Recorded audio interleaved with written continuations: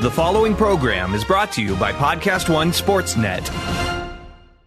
This episode of the Steve Austin Show is sponsored in part by DDP Yoga. Working hundreds of matches over the years, that ain't no surprise that my body's taken its share of bumps and bruises. Well, my buddy Diamond Dallas Page knows all about the wear and tear the ring takes on your body because he's been there and done that himself. And his DDP Yoga fitness system was specifically designed to burn fat, reduce pain, and heal from injuries. Dallas is so positive that you'll absolutely love the DDPY program and using the DDPY app that he's going to do something he ain't never done before. He's going to give you 7 days free to try it out. That's a week to try out the program. Explore the app. Own your life, and it's completely free. DDP Yoga can work for all ages, weights, and fitness levels. It's a kick-ass cardio workout that will dramatically increase your flexibility and strengthen your core like never before. And this is all with minimal joint impact. Just for listeners of the Steve Austin Show, you can save 20% off an annual membership for the DDP Yoga Now app off any DVD pack. Just go to ddpyoga.com/Austin to get started. And check this out. DDP is headed back to the UK, is putting on another DDPY Inspiration Meets Perspiration workshop for one night only. Thursday, April 19th at Frome Sport and Fitness in Somerset, England. Come on over to this incredible 3-hour workshop where you'll get to meet DDP, get a kick-ass workout, and hear DDP's secrets to staying motivated. Get your workshop tickets at ddpyogaworkshops.com. You can't make the workshop? Don't worry. You can still catch DDP in person at the Wales Comic-Con April 21st and April 22nd. Details and tickets are at walescomiccon.com. The following program is a PodcastOne.com production. From Hollywood, California, by way of the Broken Skull Ranch, this is the Steve Austin Show. Give me a hell yeah. Hell yeah. Now, here's Steve Austin. All right, everybody, welcome to the Steve Austin Show. I am coming to you from the mean streets of Los Angeles, California today. I'm sitting over at my podcast table at 317 Gimmick Street. Old Callie, my black lab, 1 year and 1 month old, is sleeping on her side beside me, watching my back. We have a black cat. I believe I've told you guys about him on a podcast. He's over there in the front yard. My wife and I have been feeding this cat for, 3, 4, 5, 6 months.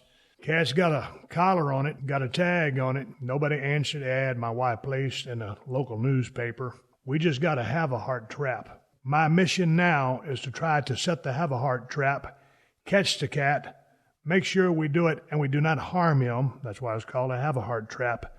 Take the collar off his neck because it's too damn tight, and then take him down to our vet so he can get his shots, or she can get his shots and any other kind of medical care we can get for it.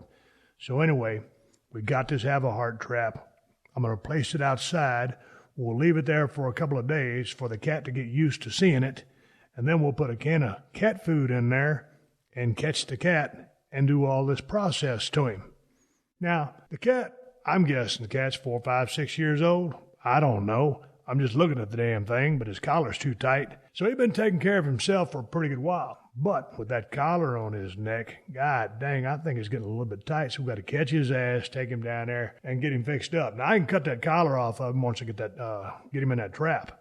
But I ain't going to get scratched like a sumbitch trying to help that little rascal out. So anyway, that's my little project I'm working on right now. Over there in Nevada at the Broken Skull Ranch 2.0, I got a skunk and a muskrat that I got to have a heart trap over there for. And I tell you what, I think I told you guys last time, a couple of podcasts ago, I seen that skunk out there and I grabbed my .22. This before I got the have a heart trap from Tractor Supply. Ran out there and I couldn't get the clip in the gun. And had I popped a cap in that skunk, he's probably going to spray stuff everywhere. So luckily I didn't get the clip in the gun. I didn't get a chance to shoot the damn thing. But the biggest thing is, I don't want that damn skunk to spray one of my dogs. Way back in the day when we was in the South Texas, Hershey the Wonder Dog, when she was still alive, got squirted by a skunk at close range. Man, you talk about a mess. We were out there pouring ketchup on her, mustard, Bloody Mary mix, all kinds of stuff. Man, we was 50 miles out in the middle of nowhere at the Broken Skull Ranch, and it was late at night. Vets weren't open. Anyway, we got, The smell stayed on her for probably about 4, 5, 6 weeks. I mean, it started dissipating and getting less, but you could still smell that skunk on her. And the bad thing was that damn spray that they come out with is so damn powerful that it singed and burned her eyes. And boy, that pissed me off. When you mess with my damn dog, you're pissing me off. So I'm over here. I'm getting in the trapping business. That time when I talked with Mitch Bailey, my brother-in-law, about trapping over in Nevada, he's running his trap lines, catching all kinds of stuff. I'm trying to catch a cat over here in Marina del Rey. Then in Nevada, I'm trying to catch a muskrat and a skunk. Well, you think about a muskrat. A lot of people don't know what a muskrat is. Kind of like a beaver in a way. But we get a pond there in the backyard, and them damn muskrats get in there and dig holes and mess up your pond. So that's why you want to eliminate those guys. Now, I will catch the muskrat in the have-a-heart trap and relocate him. I'll let him go. Now, if I can do the same thing with the skunk, that's my goal as well. Well, Steve, you old trapping son of a gun, you, how do you plan on doing that? Well, what I figure on, if I catch that skunk and he's settled down, if I sneak up behind him, drop a blanket over that trap, put him in the back of my Kawasaki Mule, Pro FXT, haul his ass a couple miles down the road. Well, then's the tricky part. I got to release him. I'll find a way to get that door up and let the skunk go free. Maybe I'll take him up that trailhead that we've been walking at when I brought my nephew and my nieces out there. I don't know. But it seems like right now, the sense of urgency I got going on over here is catching a black cat, taking him to the vet, cutting that collar off his neck, catching a skunk and a muskrat. I'm going into the trapping business. Ain't selling no hides. Everything is on a catch and release program. That's how we roll. Anyway, over here messing around 317 Gimmick Street. I'm glad Callie came over here. That little dog next door. I ought to set a have-a-heart trap for that son of a bitch. Get him some toys to play with because his owner ain't giving enough attention. That damn thing is driving me crazy. I think I'm going to call up my doctor down there in San Antonio and say, hey, Jimmy, I need some Xanax. I got a dog next door just irritating the living hell out of me. I can't sleep. I can't work. I can't do nothing without that damn dog yapping and barking in my damn ear. Hell, I was thinking about actually getting some hearing aids a while back because my older brother Scott is 2 years older than me. He wears hearing aids. I thought I had bad hearing until he got a set of hearing aids, and I said, hey, man, how are those things? He said, Steve, they'll change your life. And I said, well, maybe I'll seriously consider giving those things, a try. Well, I ain't going to give them a try now because if I could hear better, I know I can hear my illustrious wife, Kristen, barking out more orders for me to do. And that would mean I would be able to hear that dog bark louder than he's already barking right now. And as deaf as a doornail as I am, I can hear that little bastard loud and clear, even when I'm across the way over at 316 Gimmick Street. Got all the windows closed, trying to go to sleep. I hear that little bastard over there, yap, yap, yap, yap, yap, driving me crazy. So, scratch your hearing aids. I ain't getting none now. The little bastard dog is terrorizing me over here. I tell you what, I got James Ellsworth joining me on the podcast today. James reached out a couple weeks ago on direct message. And he says, hey, Steve, if you ever want to, I'd be glad to be on your podcast, and I enjoy talking to you. Hell, man, I shot him a damn direct message back. That's what I love about Twitter. And got his phone number, and we set up a conversation. And I always enjoyed watching James' career when he got into WWE. I'd never heard of him up until then. Didn't know he had been in the business since 2002. Didn't know that Axel Rotten had trained him. We're talking about all that. I know he's been on a couple of other podcasts before. We're just going to shoot the breeze, get into his career with WWE. We're going to cover some other ground and territory that maybe wasn't covered before. But I enjoyed my conversation with James. He's a testament to a guy who, like he says before that match with Braun Strowman, when he cut that promo, he got that character over. He's not the biggest guy in the world. He's not the guy that when you're looking in that locker room, he's just going to jump off the screen at you and say, holy smokes, superstar alert. But the dude got over with some good storyline and with his ability. So I give him a lot of credit for that. WWE gave him his notice a while back. He's been gone. The door is open for him to return, maybe down the road if they come up with something for him.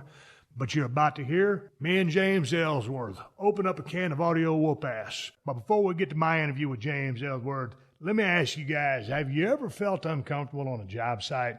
Like if you're a pro wrestler and you're headed down to the ring to open up a can of whoop-ass, but you put your vest on inside out. Or what if you're down on the mat looking up at the lights and the referee says 1, 2, 3, and you wasn't supposed to do the favors? That's awkward, right? If this kind of stuff happens on the job site, work can be uncomfortable. So at least get work gear that is comfortable. Timberland Pro makes shirts, pants, and boots for all kinds of jobs and all kinds of weather, so you can do your best work day in and day out.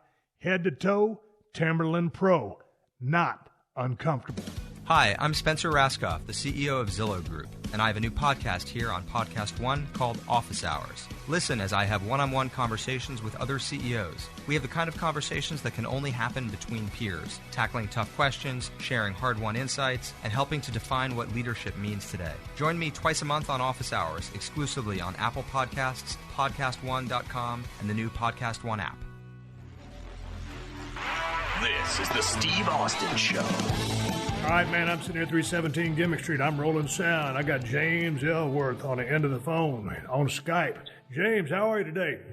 I'm cool, man. The 317 Gimmick Street reminds me of a shirt I just bought at Hot Topic. It was the Austin 317 for St. Patrick's Day. Dude, tell me about that shirt, because I've been seeing those things everywhere, and I don't even know the gist behind it. What is the story with those things? It is a St. Patrick's Day gimmick or what?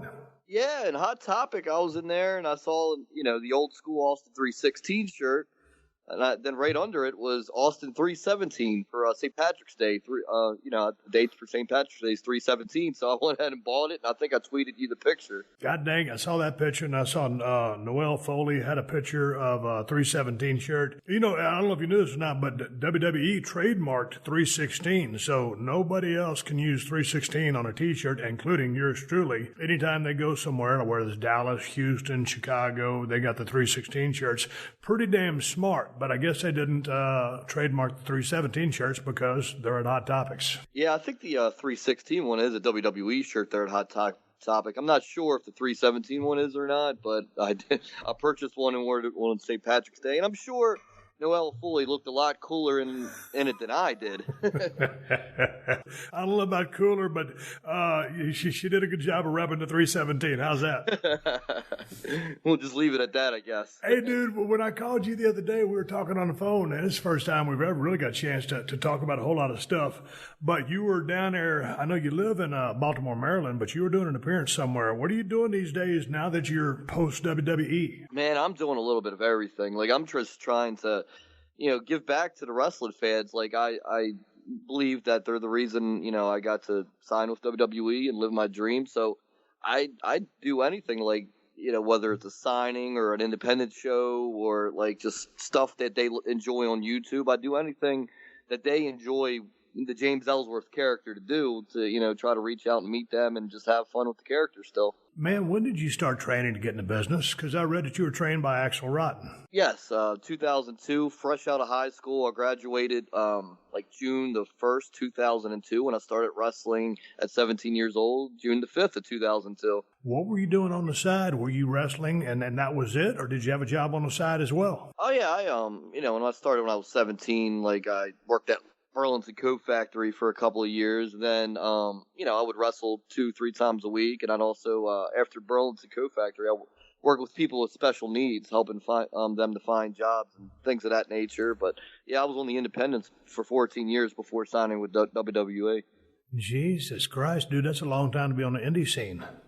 Yeah, it wasn't easy for a guy like me, $170 soaking wet, brick in my pocket, not really cosmetically cleansing enough for WWE, as they would say. But I just kept going, man. I just never gave up, and I just kept doing my thing. Well, God dang, you're still a youngster.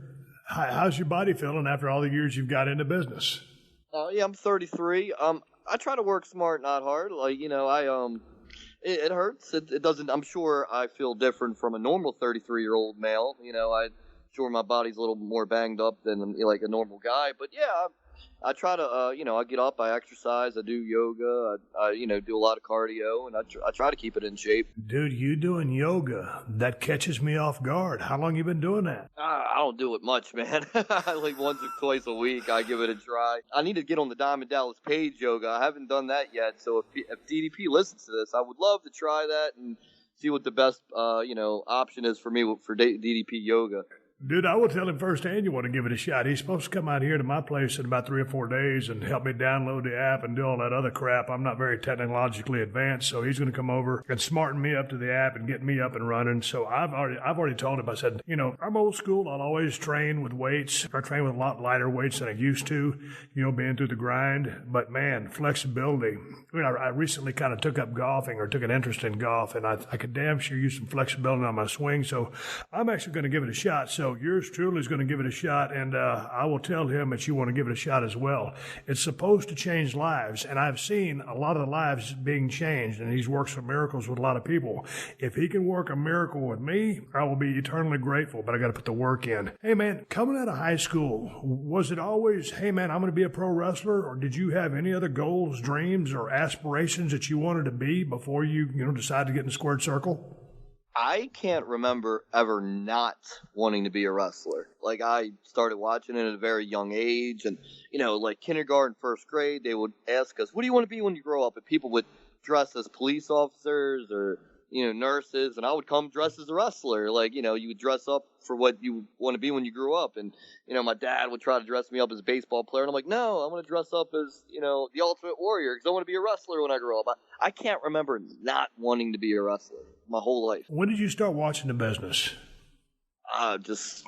Very young age, like as far back as I can remember, 4 or 5 years old. I remember Ricky Morton's the first wrestler I ever noticed on NWA, probably in 88 or 89 when I was 4 or 5 years old. And then I noticed like Macho Man Randy Savage, Ultimate Warrior on WWF television, and I was just hooked right away. You just listed two of my favorites of all time. Ricky Morton, just as far as being just a white meat babyface with a ton of fire, could sell his ass off. You saying that name at such a young age, and Ricky wasn't the biggest guy in the world, really good looking, really good promo. What drew you to him? He had the big blonde mullet, and just the way he was talking into the camera, like as a kid, I don't know, I guess it was subliminal. Like, I just believed in what he was saying, and I got behind him. And a cool story, I just wrestled Ricky Morton a couple of weeks ago in West Virginia. That's awesome. How was it? Oh, it was fun, easy. I'm still Ricky Morton, fiery baby face, gets the crowd behind him. I was the heel James Ellsworth character, and we had a blast. How many minutes you guys put in? Oh, it was before we locked up. I mean, it was probably a good 10 minutes before we ever locked up because, I just followed his lead. He's the veteran, and he had the crowd going for about 10 minutes, until they finally settled down before we locked up. And then once we locked up, probably another 10 minutes. We were out there good 20, 25 minutes total. Dude, this next question, your answer is going to make me or break me. You may just crush me, but I don't think you are. I'll guarantee you guys call that match in the ring. Absolutely, the whole thing. We didn't talk about anything in the back other than the finish. That we called it all in the ring, and I love that, man. I love that old school. Like, I'm 33 years old. I'm not, like you said, I'm still a young man, but I just love old school wrestling, and I love hearing the stories of, back in the day, the heels would dress in one locker room and the baby faces would dress in the other. I'd rather be 53 years old and grow up in those days because I just respect the old school so much. And I respect the new school as well with all the athleticism, the things that the guys are doing now. It's incredible. But I remember, and I got a chance to work with Ricky Morton a couple of times, and he's one of my all-time favorites. I loved when him and Robert got to go into the Hall of Fame. Going back the old days, man, when we would wrestle in Nashville at the fairgrounds, man, it was like a rectangular building, and you had a dressing room at either side. We weren't coming out of the same damn dressing room, and the referee was truly going from one dressing room to the other to give the guys the finish. And man, like I was green as grass back then. I'd been, in the business 3, 4, 5 months. There I was wrestling with guys with 10 to 15 years experience. It was like, on one hand, I was really nervous because I was green. But on the other hand, I didn't have anything to remember because guys were calling it in the ring. And, with all the repetition, working 6 days a week like we were, you get good pretty quick, especially when you're working with guys that were as talented and had the depth of knowledge that they had that I was working with. But, man, when you go out there and all you have to do is remember the finish, and I didn't have anything with respect to a character because I was just Steve Austin and then Stunning Steve. It was just a name. but all I had to do was go out there and do the match. And it made it so much easier and so much more fun. And, kind of towards, when I got to the end of my career, we were certainly setting stuff up. And there's been guys setting stuff up for years. But when you can hold out your hand and spread your fingers and you maybe have 5 base points that you know are going to happen in the match, and you can fill in the gaps with the rest of it, you might have a heat spot, a hope spot, a go-home spot, and the rest you just make up. It's just so easy and it's so fun. And to me, that's when you're truly working the crowd. You're listening to them and proceeding accordingly. And I think to a degree that's become a lost art. And I will say this, man, at the live events for WWE, I guess probably about 7-8 months ago, AJ Styles was working with Cena on the live events. And Cena, it's the new school, and a lot of people do call, A, B, C, D, E, F in the back. But Cena and AJ, he would tell AJ, I'll see you out there. And, AJ Styles, the John Cena main event on these live events, WWE house shows, would go out there and feel the crowd and work it in the ring. So it's still going on to this day a little bit. And a guy like John Cena, he's the top guy in the business, and that's what he does on those live events. He goes out there and feels the crowd and gets it done in the ring.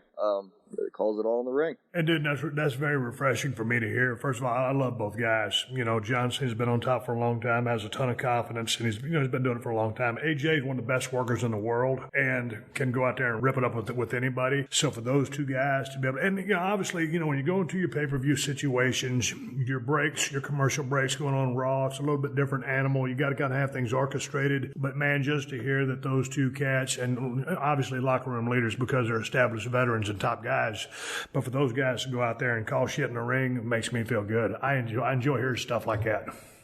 Oh yeah, and I just like at those live events, I would watch the monitor the whole time, and Cena even told me one time, he's like, "Hey kid, I see you watching every night. That's good, just like." Yeah, those guys, I try to pay attention to everything they're doing because, like you said, they're top guys. They're on top of their game. They're the ones drawing the money, and, that's the guys you want to pay attention to, in my head anyway. Hey, man, if Axel Rotten trained you, I saw a lot of his work, from ECW, and not necessarily a scientific-based guy. So give me a little bit of your background as far as, how he broke you into the business and taught you the wrestling end of the business.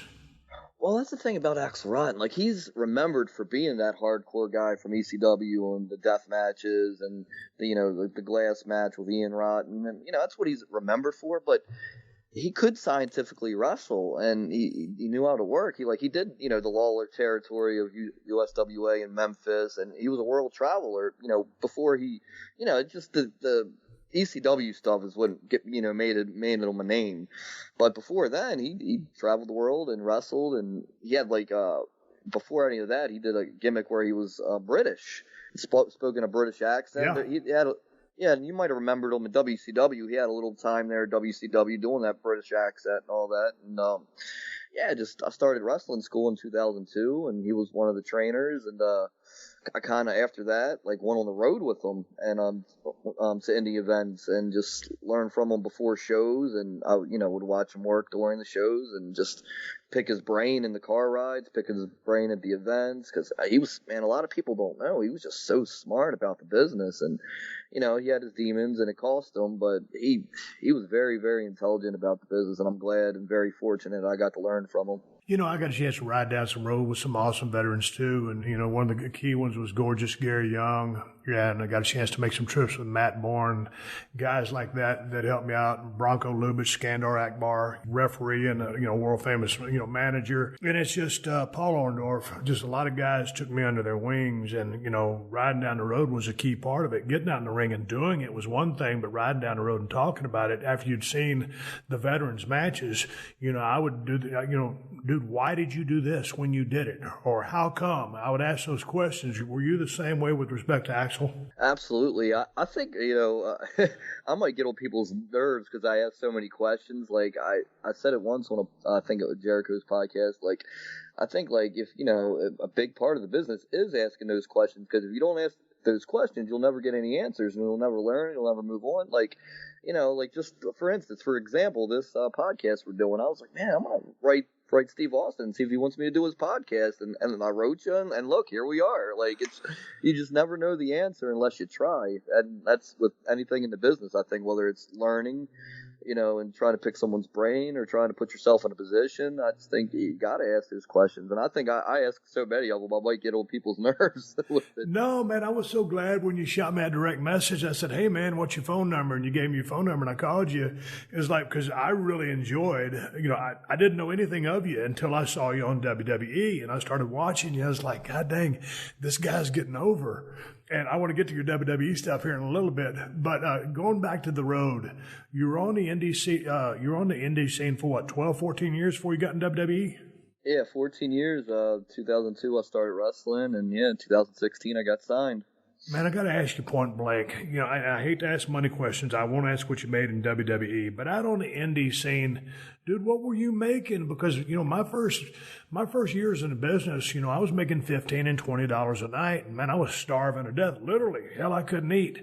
I bought groceries when I could. I paid my rent when I could. I always did. Damn near got my Hyundai Excel repossessed. My payments were $154 a month.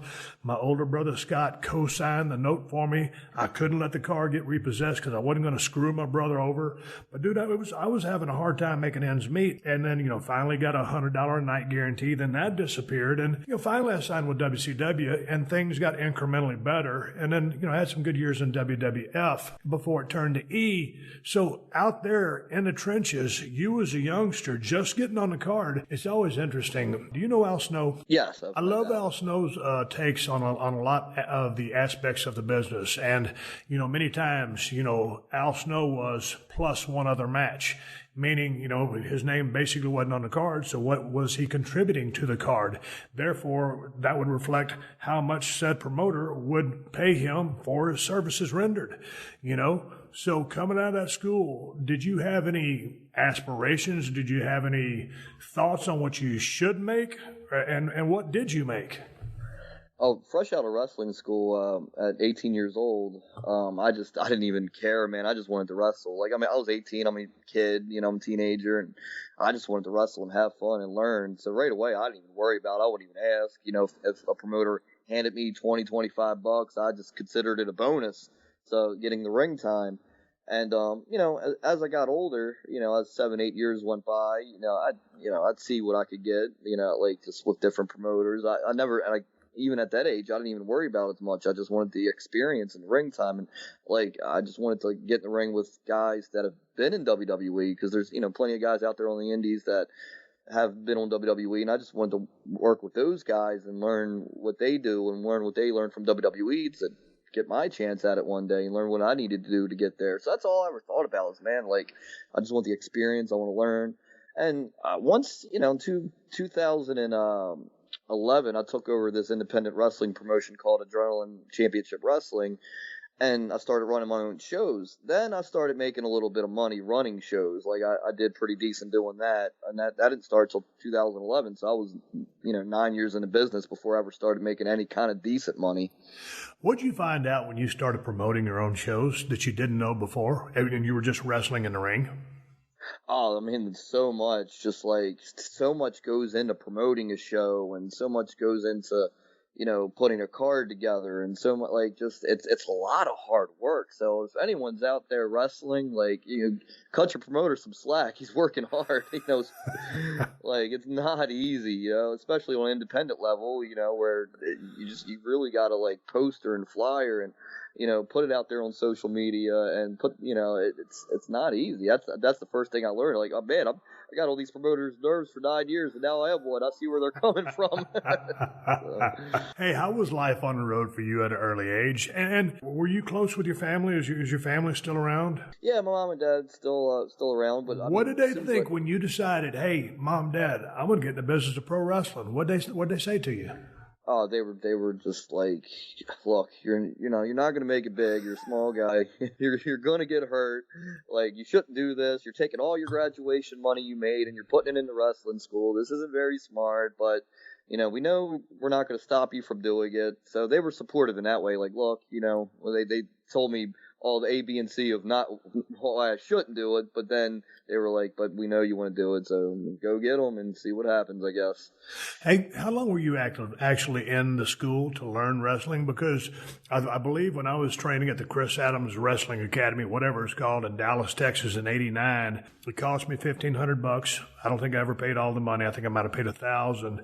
And we were in the ring one day a week, and there was probably 25 or 30 of us. We only had one ring, so obviously our time in the ring was limited, other than when we were doing the tumbling drills, learning how to take a bump and all that stuff. Just actual wrestling time wasn't a whole lot. So when I first got into the ring at 5 months, one day a week, on about a 2-hour session, sharing the ring with 25 other people, dude, I was really green when I got in the ring, and I hadn't even been smartened up to the business. So how long had you been training up until the point when you had your first match, and how accomplished were you, or did you think you were? Well, I started training, like I said, June 2002, when I had my first match, July of 2003. So I guess about 13 months. And at first, man, I would go to the school 5 days a week. It was open 5 days a week. I would be there 5 days a week. Then after about 9 months of that, me and a couple of the other guys that all went together, one of the guys there told us, one of the trainers, man, you guys been coming every day and we appreciate it. But yeah, how about you come 3 or 4 days a week and take some more time? You're killing your bodies, because in training, I don't have to tell you, you're taking more bumps than you do at a show, and you're hitting the ropes more, and because you're training 4 hours a day. So it was 13 months before I had my first match, and like I said, for the first 8 or 9 months, I was there 5 days a week, and then for the remainder up until that July, I was there 3 or 4 days a week. Because you were such a fan of the business and you'd watched for so many years, did you take to the business pretty naturally from a learning aspect, one mechanically, and then two from a psychological standpoint? At first, of course, I thought so, but I'll say this, and I really do mean it. I don't think I got any good at it until I was about 6 or 7 years in. At first you're 18, 19-year-old punk kid, and you think you're, God's gift to wrestling, because, you're just young and stupid. But looking back at it, I didn't get any good at all until I was about 6 or 7 years in. And it takes a lot of time, and it takes a lot of learning. It takes a lot of busting your butt and just getting around the right people. And people ask me these days, what do I need to do to get in wrestling? What should I do? And I said, find a school where the people that are running the school have made a living doing this and been successful doing this, and learn from them.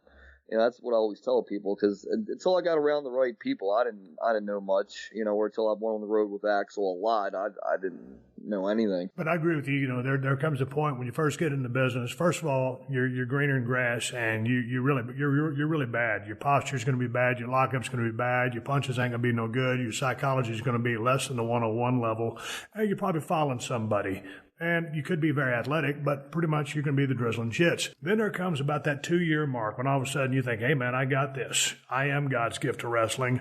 And then all of a sudden you think you know everything. And then it turns out you go out there and stink a couple of houses out, and all of a sudden it's like, man, I thought I was really, really good. And I'm really okay, but I'm not as good as I thought I was. And I agree with you 100%. 5, 6, 7 years, that's kind of that time where you really start honing in, whether you're working heel, baby, whether you've got a chance to flip back or forth. But I feel like, and by the 10-year mark, I really think that's when, if you've been having enough reps and being booked consistently, at that 10-year mark, I really think you're a seasoned pro and really ready to go in a major program, knowing everything that you need to know, or you can know. There's always a time to learn anytime the bell rings and something happens, because it's always learning on the job.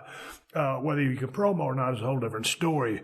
But I agree with you. You got to have those. You have that one point where you think you're really good, but you're not. And then that 5, 6, 7, you should be pretty accomplished. If you're not at that stage, then you probably ought to think about doing something else. Absolutely. It just takes time to be real good at it. There's people on TV now that have only been wrestling 3 or 4 years, and and you just hope they get it, because they It's crazy how it works. Well, and when you say that, it's like everything has been so sped up. It's like there's a pressure cooker on, and they're trying to crank out these superstars because they've got so much content to deliver. So that a lot of guys and a lot of gals you see in the ring are really, really green, and they're following, pretty much a template. ABC. Let's don't get anything out of order, or we're going to get confused. So sometimes when you can see through the work and see, the work needs to be at a higher level. It's just the machine machine moving so fast right now that, quite frankly, a lot of people that are in the ring aren't really qualified to be in the ring at that level, but due to the need for more talent and delivering content. And on one hand, it's a blessing because guys and gals are getting breaks. On the other side of that, there is, a lack of high quality in-ring work that is like when you mentioned Randy Macho Man Savage, when you mentioned Ricky Morton, guys, when Randy was working, all the territories before he came up to Vince, he probably had 10 years in the business. He was already the Macho Man. So all of a sudden, Vince straps a rocket to his back. He's already the Macho Man. He can work his ass off. He has that intensity that only Savage had, and boom, he's a megastar. Same thing with Ricky Morton. Neither one of them was an overnight success. They paid their dues and became well-respected veterans and then turned into superstars. You see what I'm saying? I'll tell you, I'm very happy it happened for me 14 years in and not 4 years in, and I mean that. I'm glad, it took that long, and I got all that knowledge before going there because I don't think there's in any way, shape, and form I would have done any good at 3 or 4 years in, but at 14 years in, I think that's why I did pretty decent because I had all that, time under my belt. But also with that time comes, with respect, their etiquette, protocol. You've been around the horn. You've been able to watch, listen, hear, see, experience so many different things. And going up and down the road, it's a maturation process. You may be a young individual, but as far as time invested in the business, you're a veteran, and there's just a big damn difference in overall performance, in my opinion. Yeah, and I could tell I struck a nerve when I said, I think there's people on TV that have only been doing it 3 or 4 years, and I just hearing you, everything you just said, I thought that stuff, but I never just say anything. But hearing a guy like you saying it, I'm like, man, that's what I'm thinking, and he's saying it, so. I learned that that's correct. What you're saying, is correct, and that's what I've been thinking. So it's cool to hear that from a guy like you. Hey, I got to ask you, traveling up and down the road, and god dang, man, you and me barely know each other, but, I'm running down the road, in the business that is professional wrestling, or whether you want to call it sports entertainment. Obviously, if you were spending any kind of time with Axl Rotten, he OD'd on heroin in 2016. Mm-hmm. I don't want to sit there and get too deep into that. That's what I read on Wikipedia. But what was your, dude? I was an alcohol guy, Crown Royal, vodka, whatever, beer. I was a drinking guy. Were you ever dragged into the ugly side that can be the business? No, and I can honestly say that. With Axl, he would do that stuff. He'd do it on and off. He'd go 2 months with doing it, 2 months without doing it. And the 2 months he would do it, I would tell him, I said, when you're doing that stuff, I don't want to be around it, and I don't want to talk to you. So, out of respect for me, as a friend, because we were friends outside of wrestling, we just became, real close friends. So, when he would go on his little sprees where he was on that stuff, he wouldn't call me, he wouldn't talk to me, and then I'd get a call from him, 2 months later when he was off for a little bit, and on methadone and trying to get clean, and then we'd go and hang out, watch a movie, and he just wouldn't do it around me. I was just never interested in doing any of that. I have a casual drink here and there, but I don't get drunk, I don't do drugs. I would just never interested. It just never popped in my mind. Man, I need to try this, or I've never had the urge, and I don't think I ever will. I just not into it. Dude, that's a good thing. Were you surprised in your early days to see some of the programs that some of the guys are running with respect to what they were putting in their body? No, because I've been a fan my whole life, and I've seen and understood what people had, especially back mid-90s when that ECW stuff was going on in the Attitude Era, what people were putting their bodies through, and they were looking for ways to help their bodies heal from it quicker because, you have to keep going. So I understood, and, it's no excuse, but it's I get it. It's not it's been around forever, and like I said, luckily for me, I just never interested in it. Dude, I got to give you props for that because to go through, to be in the business as long as you've been in and not to get dragged through any of that, or to have the mental awareness or whatever moral stance that it is, or willpower, that's awesome because, man, I've known way too many guys that met their demise way too soon. And it's just, Brian Pillman, I'm just still in the middle reading his book, and guys like that I was so close to, and not guys you thought that wouldn't, nothing like this ever going to happen to someone like that, and it does. It happened way too many times. But I think, these days, obviously, it's happening less. So can it still happen? Yeah, it still is happening, but I think to a lesser degree from what I've seen, or at least what I feel, from my perspective in the business. But props to you for never going down that road. But I've got to ask you, as going down the road, coming up in the ranks, indie scene, all the stuff that you did, what's the worst you've been injured in the ring? Oh, well, I've broken my hand twice, just, on the indies, catching people on dives, I'm too small to catch people on dives, but yeah, I would try, being green. I've cracked a rib, I've lost some teeth, nothing too, real serious.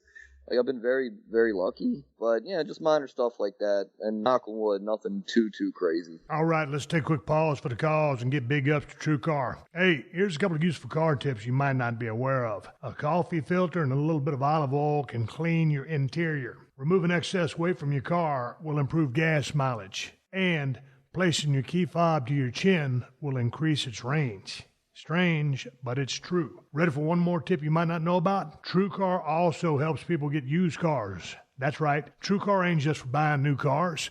With their certified dealer network and nationwide inventory of nearly 1 million used cars, you'll enjoy real pricing on actual inventory and a simpler buying experience, whether you buy new or used.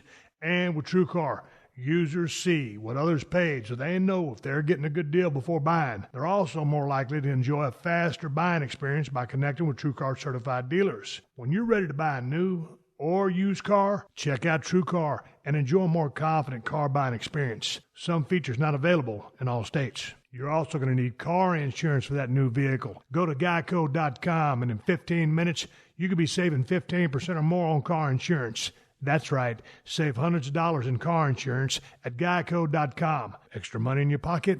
It may just be the most rewarding thing you do today.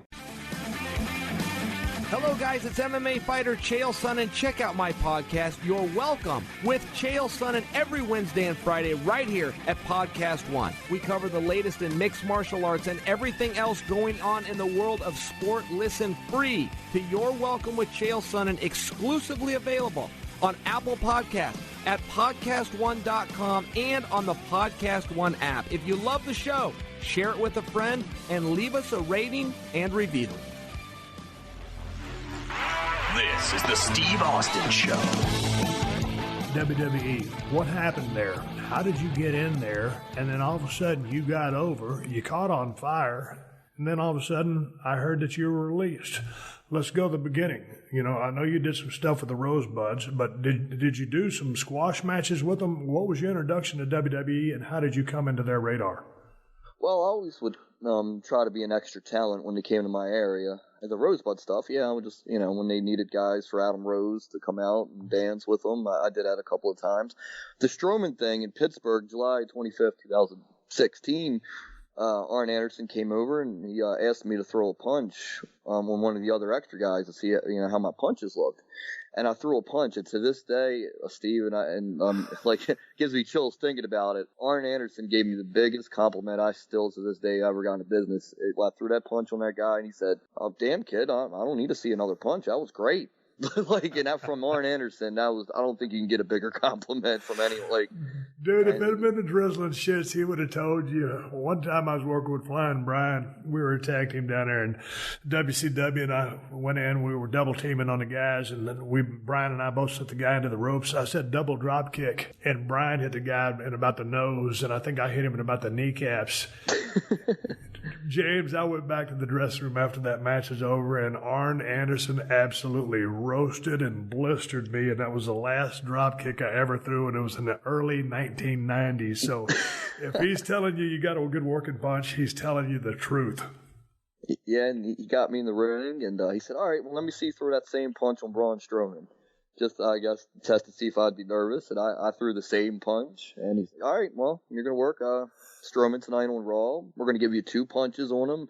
Then after that, he's going to squash you, and, but you get to be on Raw tonight." And I'm like, "Oh, great, thank you." And I shook his hand, told him appreciate it, talked to Braun for a little bit about the match, and And then one of the writers came up like, hey, kid, we're going to give you a 15, 20-second promo before you Russell Strowman here. I'm like, oh, cool. And I love to talk, man. Like, I just love to do it. Even on the indies, I probably drove promoters nuts again because I would always grab the mic, like, without asking sometimes because I just like to do it so much. So when they told me I got a promo, I was just ecstatic. I was like, man, I can't wait. And in the promo, I just said the line that popped in my head, any man with two hands has a fighting chance. And I think that went with my unique look and physique and everything. And I think the fans that's when they caught on to it, and we went from there. How was it working with Braun? I saw him coming along. I had him on a podcast a couple of years ago, and I guess he was probably still a part of the Wyatt family. And I said, man, this guy's going to be good on his own. He's going to be a good single. He's got the good gift of gab. He's got a great look. Obviously, he's big and strong. And so he really has turned it on, and they've been booking him real good, and I'm really happy for him. You use that opportunity, and obviously, Braun was going over. It's going to be a powerhouse type job or effort on Braun's part, and you're going to be taking the brunt of the punishment after the two working punches. But, dude, that promo and that match, I believe were a big part of you getting over. Yeah, it just after that, the next day on the internet, you see all these memes and like all these hashtags with my name, and a guy that I've never had anything like that in the business. Seeing all that, it was like, whoa, what's going on? I didn't know what to think of it. The first thing I thought was like, man, I hope WWE's seeing this and they bring me back. I thought about that right away. I'm like, I hope they pay attention to this stuff. And, they did, but it took 6 weeks. I didn't appear on television again for 6 weeks. They would write me every week and say, hey, we may need you this week, or we may need you that week, or like even SummerSlam. They're like, we may need you at SummerSlam, but nothing came into fruition until 6 weeks later on my first appearance on SmackDown. So what was your relationship with the creative team, or what was it specifically, Vince or Triple H? Well, I would talk to Road Dogg a lot because he's the head guy at SmackDown, and him and Ryan Ward, and so I would see them at the TVs and the other writers, and they'd come up, tell me what's going on with the promo, and then, the agents would tell me what's going on with the matches. But yeah, like Road Dogg, especially at first, man, he was like Road Dogg was great to me, and he had a lot, like he would come up to me, this is what we're doing, kid, ain't you excited? You could tell he was excited for me when it was all going down, and it was so cool, man, for a guy that, when I was a teenager, the New Age Outlaws were the hottest tag team in the business, and I loved the New Age Outlaws, and now I'm talking to Road Dogg, like, and he's telling me what I'm doing on TV. It was just so cool. What did you think when you started to feel that momentum shift, and you started feeling like the crowd, you had to feel you were listening and response from that crowd? What were you thinking? I mean, you traveled the indie circuit for so long. Yeah, you worked in that promotion. But now all of a sudden you're starting to get over. When did it was like knocking on the head, hey, McFly, hey, you're starting to get over. When did you start sensing and feeling that? Because when it started happening for me, I definitely felt it because I'm really in tune. I love the business just like you do. And I think everybody that does it, just loves it to death. But for some people are more in tune with what that crowd is doing. How in tune were you with what was going on? Certainly this is coming out of the blue because I don't think, quite frankly, I don't think I'm in the initial stages. The office is thinking, hey, man, James Ellsworth is going to be one of our hottest guys. You started to become that guy. What were you thinking?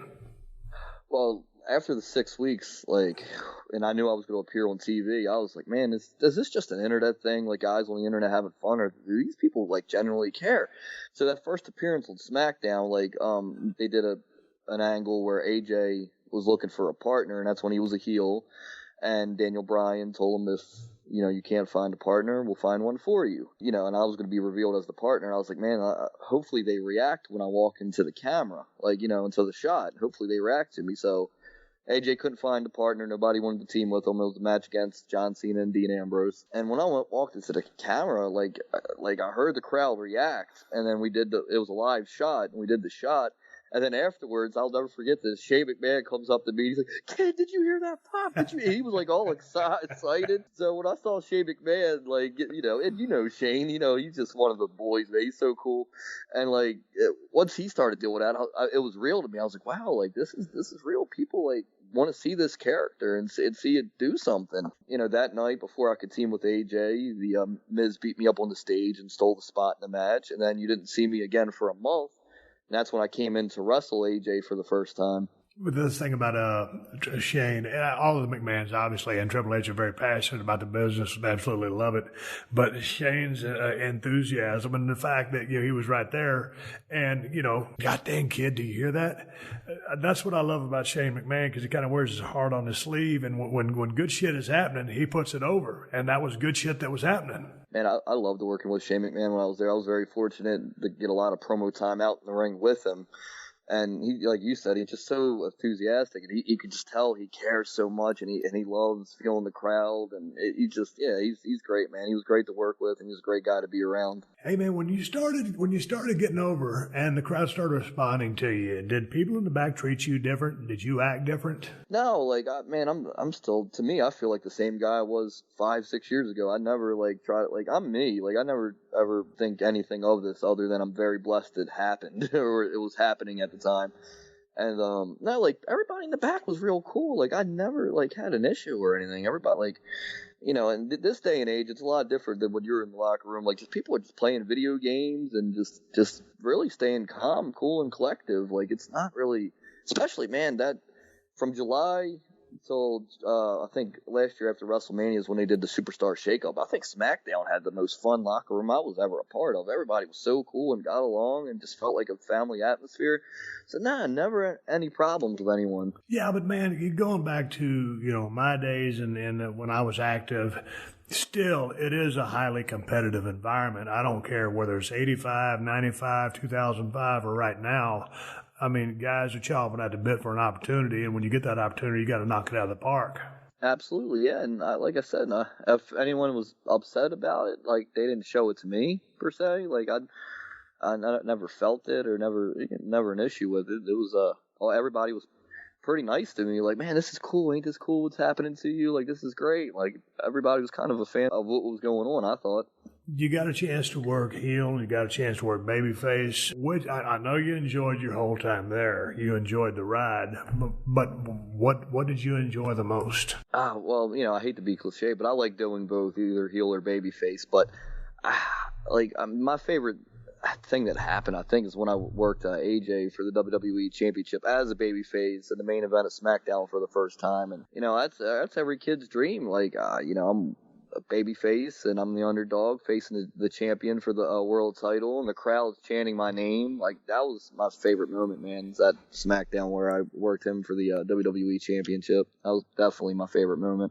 I've been a big fan of AJ for a long time, and I was so happy to see him when he came into WWE, and I wondered what they were going to do with him once he came in there. I knew he wasn't the biggest guy in the world, but I just knew he had a world of talent, and if they just gave him a chance, I knew the cream would rise to the top. And man, that guy has been crushing it ever since he entered the doors, and so I just think he's a lights-out talent. How was he inside the ring? Because I've never got a chance or the privilege to work with AJ. What were your thoughts on him once the bell rang and you two guys were working a match inside the ring? Oh, man, I just, my humble opinion, I think AJ Styles is the best in the world. 5-tool player, like you're saying, just could do anything, could go in there with anyone, like me, a guy that you didn't know from anything, and just have an entertaining match with, a good match with, whatever position he's put in, he's going to do well at. You just know it. You expect nothing else out of the guy other than to do a good job because he's that good, and he's just as phenomenal outside the ring as he is in the ring too. He's just an outstanding human being, and I really enjoyed working with him. Hey man, who was the idea, or whose idea was it to put you and Carmella together? It was her idea. She came up to me backstage at one of the UK tours. My first loop was a UK tour. Here you go, kid. Here's your first loop, 16 days.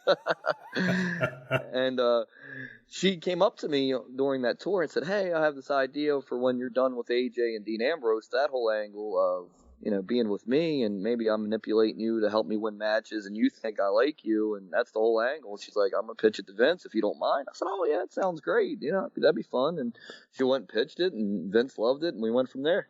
Jesus, that's awesome. I would have never figured that. Yeah, it's cool story. Well, but it's also cool to see, one of the women, thinking about an angle and pitching it to you and in the office running with it. I think that's badass. Yeah, she's very smart, man. I always tell everybody that. She's a very, very smart girl. Just, not just with wrestling. As a person, she's a very intelligent woman. What was your most fun moment as far as a television working with Carmella? Because y'all carried the money, the briefcase for a long time. I was enjoying those promos. I was enjoying, the things that you were wearing, the things that you were saying along with her.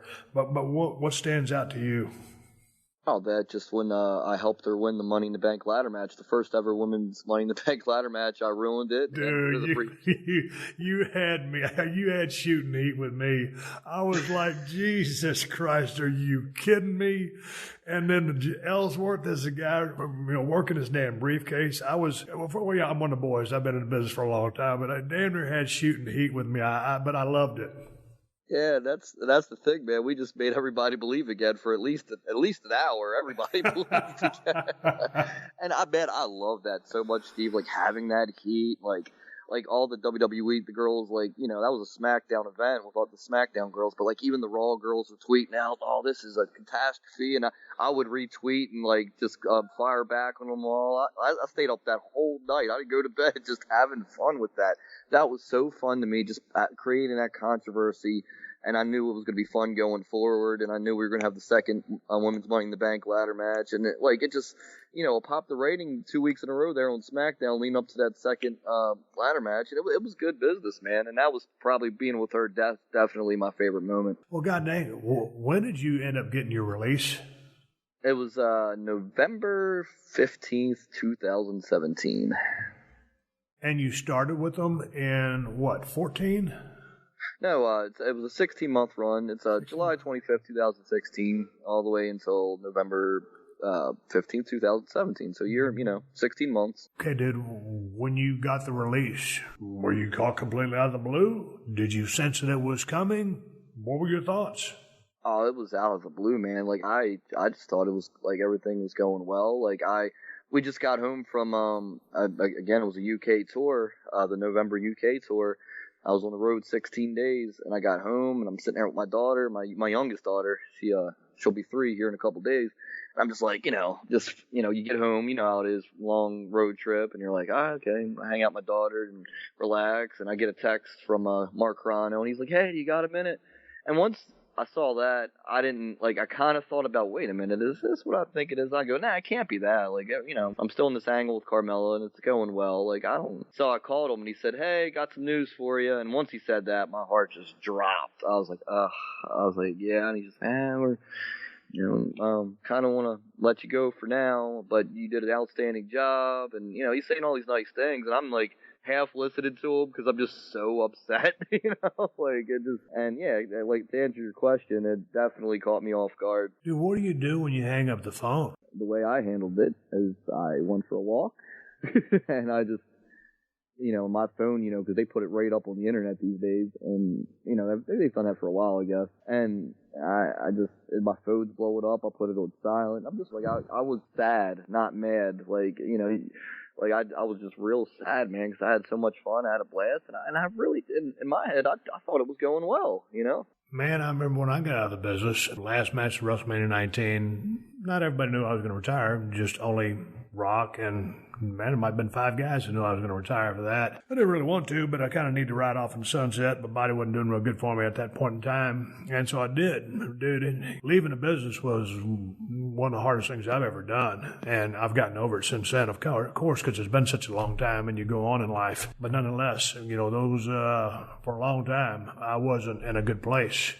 You're still in the business, you're still taking bookings, you're still doing appearances, but man, once you leave, the major leagues of WWE, how long did it take you to come to adjust or cope with that? I haven't gotten over it yet. I don't know what happened. I have ideas of what I think might have happened. Maybe I got too comfortable, and maybe I was pitching too many ideas. Maybe, I don't know. I to this day, it's only been 4 months. It hasn't been a long time, but I just still don't know what happened. And I wish I was still there because I was having a great time and I thought it was going well.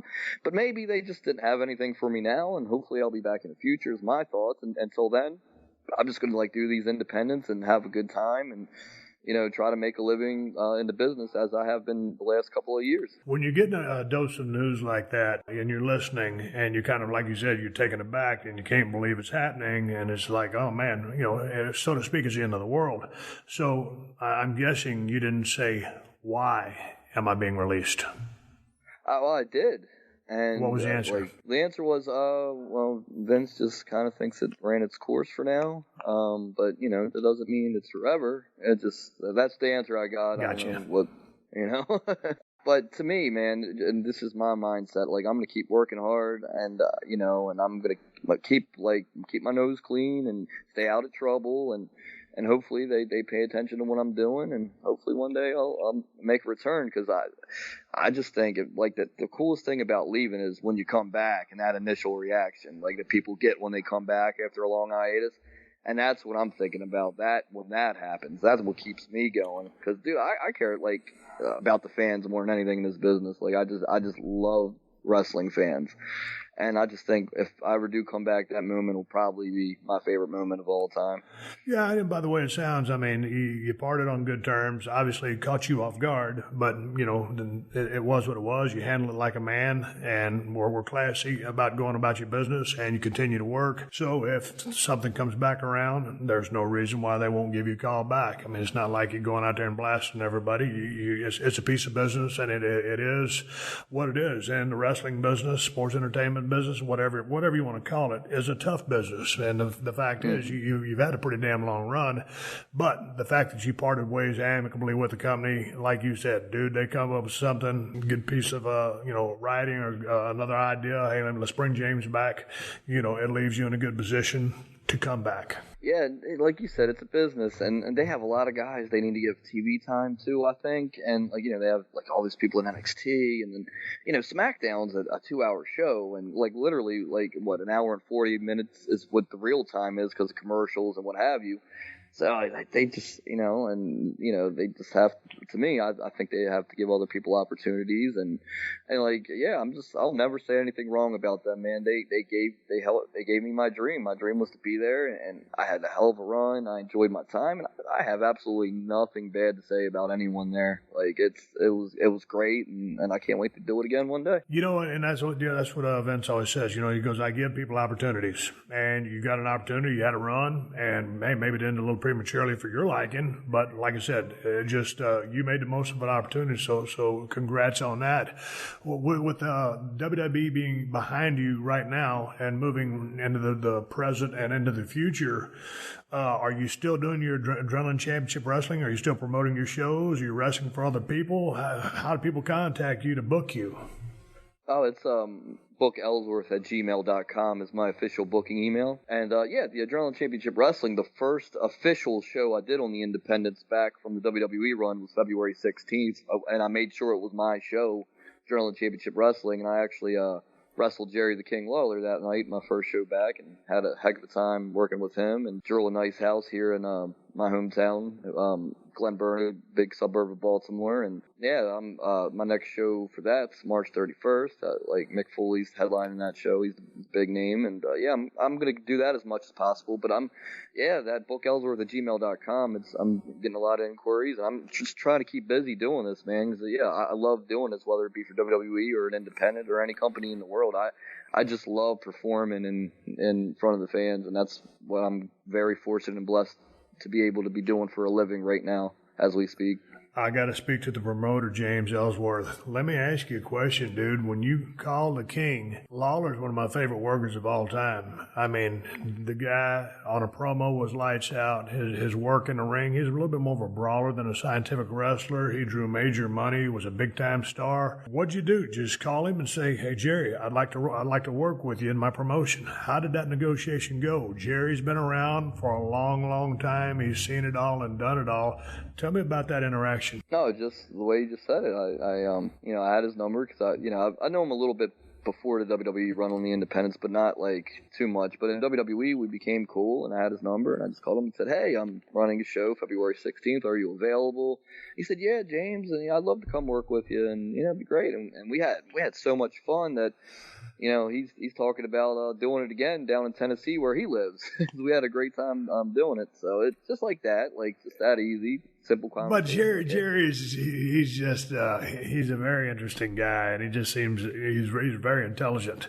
And there's a guy that doesn't drink a drop, doesn't do any drugs, never has his whole career.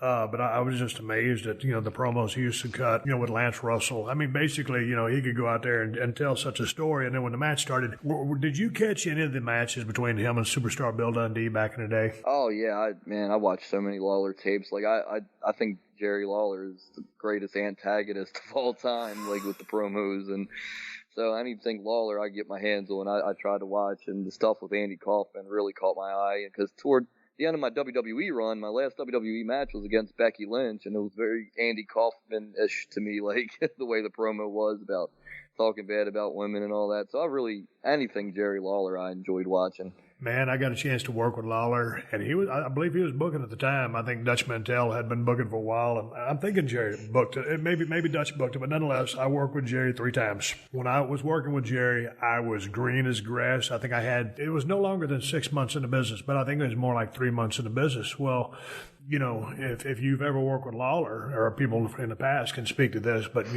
obviously Lawler was the veteran. He'd probably been in the ring close to 20 years by that time.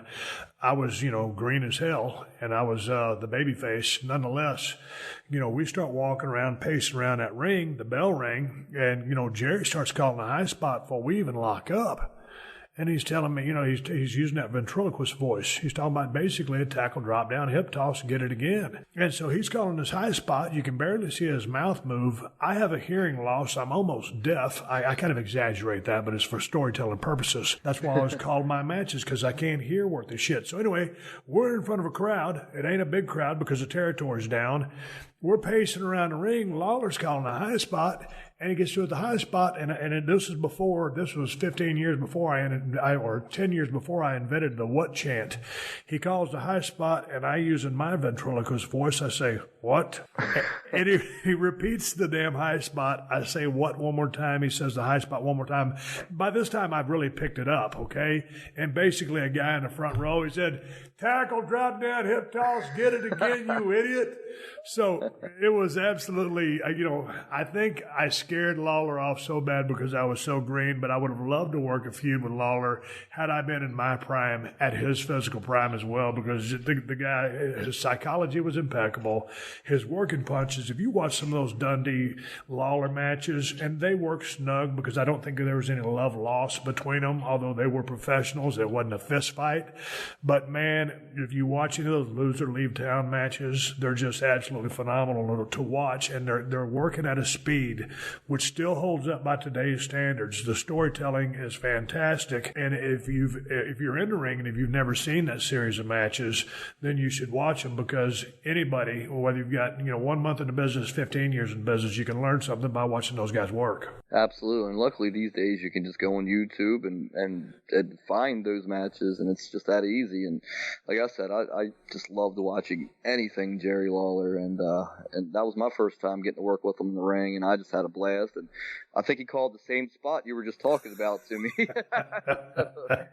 25 years later, the same spot, but it still worked. He's the best, man, and I can't wait to work with him again. Hey, with respect to working in the ring, I got a chance. Obviously, I saw the match with Braun. I believe I missed the match with AJ. I might have saw parts of that. I've been hitting him with too many steel chairs. But I remember you really, for your character work, and I really appreciated the character work, because there's not as much as I'd like to see going on anymore. But with respect to where you're at right now at 33 years of age with your in-ring work, has anybody influenced your style of work? And are you describe to me, what your work style or your influences are as far as what you're doing currently in the ring when you're booked. Well, yeah, currently, I just play off the character I had on television, which wasn't, much of a working in the ring character. James Ellsworth character, very just, comedy, comedic, and, it was cool, man. At WWE, I talked a bunch of trash, and I hit one move, which was the super kick, and so when I do these matches, all the indies, if I'm working babyface, I usually just take a lot of heat and hit that move out of nowhere and then go home. And if I'm a heel, I take every shortcut in the book. That's like to me, a true heel should, especially smaller heel like myself. Like, you should try to take every shortcut in the book. And babyface, Ricky Morton, going back to him, you got to just hit just the way he would sell something. I mean, Ricky Morton once told me, man, you could punch me in the face and I will sell that punch for 3 minutes if needed, like just one punch. And he'd make it work, and then he'd fire up when he made that comeback. And, so if I'm doing babyface work, it goes back to Ricky Morton.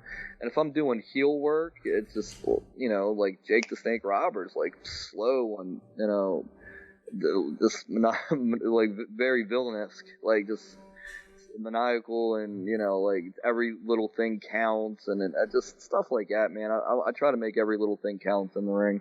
Man, I agree with you so much. I mean, because you named Ricky Morton, you named Savage, and all of a sudden you're pulling Jake out of your hat. And Jake's one of my all-time favorites. And the thing about Jake was, man, economic. And economic in a good way, because like you said, everything meant something. He was always working to try to get that DDT in. I remember watching some of Jake's earlier matches when he was just still wearing trunks, working with a very young Barry Windham. They were both young. And he was wrestling more than he would kind of as that Jake the Snake character they would ultimately develop. And that's the character, and that's the wrestling style that obviously he's remembered for. But man, that guy was super effective. And his promos obviously were at another level, but just his work in the ring, today, I mean, to me, a lot of guys are caught up and a lot of flip-flopping and flying, and a lot of it's cool. But a lot of it's unnecessary. Right. I want to ask you before we sign off, I know you spend a lot of time on the road in the business of pro wrestling. Dude, you got any hobbies or anything that you do other than, wrestling and stuff like that? Any other passions? Oh, man, I'm a big sports fan. I'm Baltimore born and bred. So I'm an Orioles fan. I'm a Ravens fan. So I catch as many games like during baseball season. I love going to Camden Yards where the Orioles play, and then I have my kids, my 2 daughters. They're 5, and my other daughter will be 3 this week. So, spend as much time with them as I possibly can. And, but yeah, like hobbies though, sports fan, Ravens and Orioles are my 2 favorites, and that's stuff. I just follow them. My main other thing other than wrestling that I do. So I would imagine you probably watching Raw and SmackDown on a regular basis. I catch a little bit of it. Like, it's kind of hard right now because the release is still fresh. So when I watch it, I'm like, man, I want to be there so bad, But I have friends there, and I'm sure you know how this goes. Like, and I love watching my friends' segments and what they're doing and keeping up with what they're, like Carmela's, a friend of mine.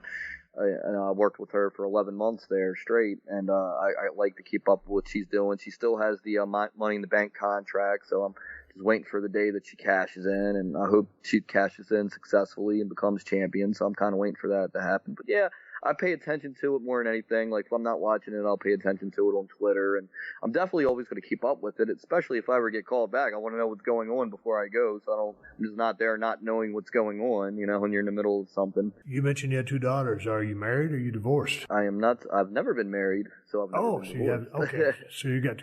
The mother's here, and she's an outstanding mother, and everything's cool. But yeah, daughters are 5 and 3. I don't know, the marriage thing right now just isn't my cup of tea. So, dude, I wish you'd have told me that 4 times ago. It took me a long time to find the right one, but I finally got it right. Is there anything you wanted to promote, talk about, your social media account, Twitter, this, that, or whatever? And also talk about your next show coming up. Oh, yeah, you can find me on Twitter at Real Ellsworth, on Instagram at James Ellsworth Wrestling. You can visit my promotion at adrenalinewrestling.com. Our next ACW show, Adrenaline Championship Wrestling, shows in Hagerstown, Maryland on March 31st. Mick Foley's the headliner, as I said earlier. Mark Henry, who's going in the Hall of Fame this year, will be there making an appearance. Fresh off the TV also. Emma, the Hurricane, will be there. Gilbert, myself, Tony Atlas, and Adam Rose. So we have a lot of big names on that show. That's in Hagerstown, Maryland. And you can check that out on adrenalinewrestling.com. And man, Steve, it's been so fun talking to you. And it's another surreal moment for me. Like, when I was a teenager, you were the top guy in the business and the top era in the business. And this is really cool getting to chat with you. And I really appreciate you having me on. Hey, I've got to ask you to do me a favor. Sure. Tony Atlas and I used to travel down the road together. I remember I was in at North Texas State University in Denton, Texas, and there was going to be a bench press competition, and I was a big powerlifting bodybuilding fan, so I went to it, and Tony Atlas was there, and he put up 550. He barely missed 600. If he went for 600 on the attempt that he went for 550, he would have blown 600 up. And so all those years later, we'd end up, both in WWE, and we would travel down the road together, and we would actually drink beer. And, obviously I could drink more beer than Tony, but he would drink beer with me, and we would go to the gym the next day, and I'd be a little bit haggard from being hungover or, whatever. That was just what I was doing back in the day. And then, of course, we'd go to the gym, and I'd have 225 on the bench press, getting 10 or 15 reps, and there's Tony over there with 315 or 405 just doing reps. So he was absolutely amazing because of his physique was so cool, and Tony was a cool guy to begin with. So tell Tony Atlas that Steve Austin said hello. Oh, absolutely. We'll 100% do that for you. Hey, man, it was good talking to you, James. I appreciate you doing the podcast. Oh, man, I can't wait to do it again someday, and hopefully we'll have some more cool stories to talk about when we do it again. You got it, man. I'll catch you down the road. Absolutely. Please stay in touch. Hey, everyone. I'm Wade Keller, and it's WrestleMania season. So be sure to subscribe to the Wade Keller Pro Wrestling Podcast here at PodcastOne. I produce 2 new shows each week. Every Thursday on our flagship show, I'm joined by a co-host from the wrestling journalism field to talk about the hot topics in WWE and elsewhere. Every Friday, I'm joined by a guest who has worked in the wrestling business, including ex-WWE creative team members like Kevin Eck, talking about Drew McIntyre. Drew was a young guy, and did it go to his head, and did he walk around like he was the chosen one? He did, and I was frank with him, and I said, Drew, just so you know, this is how they view you. And PodcastOne's own Christian Harloff, talking about his days working for WWE and Vince McMahon specifically. As far as the perception of him, he's the king. He walks in, and it's just, you can feel it. If the Force was real, you would feel the Force powering into the room when he enters. And pro wrestlers, including NWA World Heavyweight Champion Nick Aldis, also known as Magnus, talking about the challenges facing Ronda Rousey as she transitions from MMA to WWE. I'm sure if you asked Ronda, she'd probably say that this moment is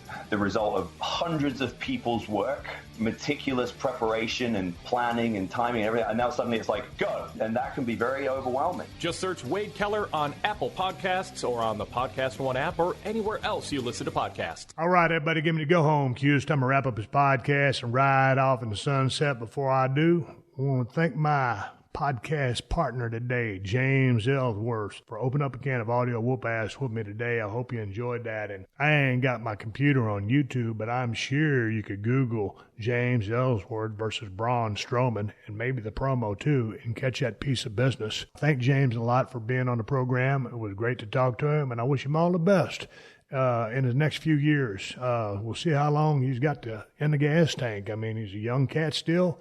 33 years of age, been in the business a while. Hopefully he'll get an invite back to the big show and get back up there in the WWE.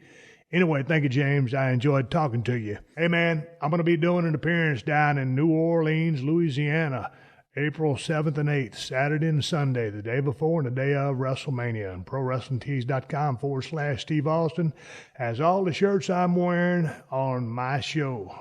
Broken Skull Challenge, which is no longer, it's the Broken Skull Ranch. They got all my shirts. I'm still coming out with new shirts to this day. So I'll be down there in New Orleans rocking some Broken Skull Ranch gear. And you can find all those shirts at ProWrestlingTees.com/Steve Austin. And if you're thirsty, if you're looking for an IPA and you want the best one in the United States of America, try my beer, Steve Austin's Broken Skull IPA from El Segundo Brewing Company. You can get that Broken Skull IPA at Whole Foods and Total Wines if you live in Cali.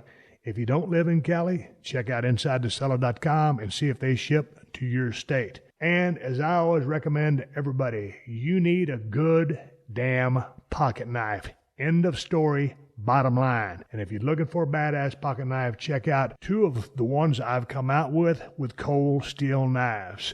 It's a cold steel Broken Skull knife or the cold steel working man's knife. You can get them at my new Amazon store. Amazon has the best price on both knives. Just go to Amazon.com/shop/Steve Austin. I want to say one more thank you to all the fine sponsors of the Steve Austin Show. I say I'm able to do this podcast for you twice a week for free. And you can find all my sponsors at PodcastOne.com. Just click on the Killer Deals button at the top of the page and then click on the Steve Austin Show banner. Folks, I am on social media, Instagram and Twitter at Steve Austin BSR. Folks, until next time, my name is Steve Austin, and I will catch your ass down the road. This has been a Podcast One production. Download new episodes of The Steve Austin Show every Tuesday at PodcastOne.com. That's PodcastOne.com.